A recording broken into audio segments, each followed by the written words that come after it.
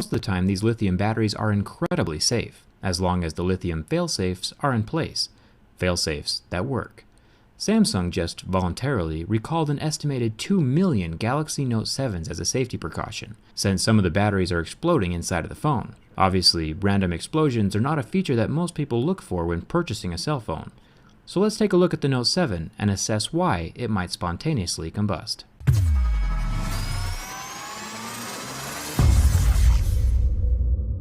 During charging, the phone is protected by multiple failsafes. First of all, you have the part that plugs into the wall, the charger, and the cable. If the charger is faulty or not designed specifically for your phone, it can affect the safety of the battery. It can destroy the battery's protection circuit, which I'll show you in a second. The charging port is also a failsafe. It tries to do its best to protect the phone and the battery from faulty chargers and incorrect electrical flow. But as a last resort, the battery also has its own failsafe built in. Here's where the battery plugs into the motherboard to receive its juice and supply the phone power. Then we have this circuit board, also called the protection circuit, at the top of the battery. This controls the flow of electricity and the temperature of the lithium. All lithium batteries should have a variation of this board. It makes sure that the battery does not overcharge, and it has a thermal fuse of sorts that will blow if the temperature gets too hot, thus protecting the lithium inside from rapid, unplanned, catastrophic disassembly. The body of the battery is typically two layers, the anode and the cathode, which are separated by an electrically conducting fluid. This is oily and smells surprisingly of burnt Skittles. The combination of these elements allow your phone to charge and function as long as the battery protection circuitry is working correctly, and the electricity and the temperature of the lithium are regulated. If it is not regulated correctly during charging, the lithium will react violently. So if we look at one of the exploded phones, we can see which of the failsafes is failing at being safe.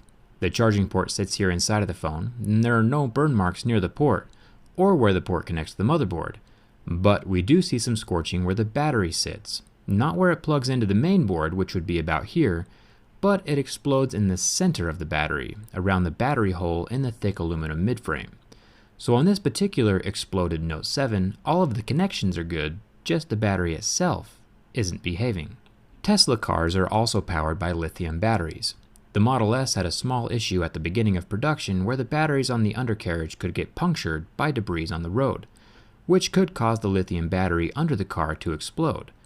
Tesla corrected this problem by adding a titanium puncture-proof underplate to the Model S. But the Note 7 batteries are definitely not being punctured internally, since there is nothing to poke them on the inside, as you can see from my teardown video. It sits on smooth aluminum. So since the Note 7 battery isn't being punctured, that narrows us down to overcharging, shorting, or impurities in the battery itself. A small metal impurity in the lithium could short it out. Personally, I think the problem has to do with the little circuit board failing at the top of the battery. From what I have read about the people who have complained publicly about their Note 7 exploding, is that the phone was charging when it happened. The phone starts charging, and the tiny regulator doesn't do its job, and the battery enters into a thermal runaway, and the voltage regulator can't stop the chain reaction. Since this particular Note 7 battery isn't plugged into the phone right now, my tweezers are acting as the other possible failure point, a metal impurity in the manufacturing of the battery.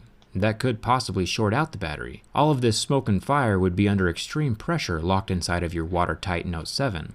The more pressure there is, the bigger the explosion. Remember that this only happens in a very small number of devices. So far, it's only happened on 35 phones out of 2 million. So yeah, definitely take advantage of the recall, but also feel free to use your phone as normal in the meantime. Just don't set it on your lap while it's plugged into the wall. And maybe take a fire extinguisher with you to bed.